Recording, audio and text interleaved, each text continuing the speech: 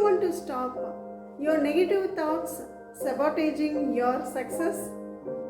If negative self-talk is holding you back from success, then it is time for you to replace the limiting beliefs with affirmation and visualization. Here's a simple but powerful solution. Start by catching your negative beliefs when they arise.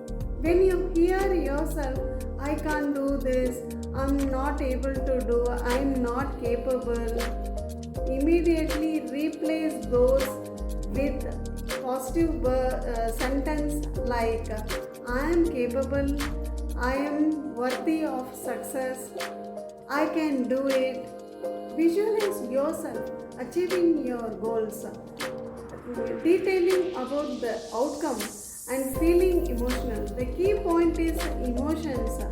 When you visualize with the emotion and the belief, your subconscious mind will react and give you the result. With this daily practice, you will notice a shift of your mindset.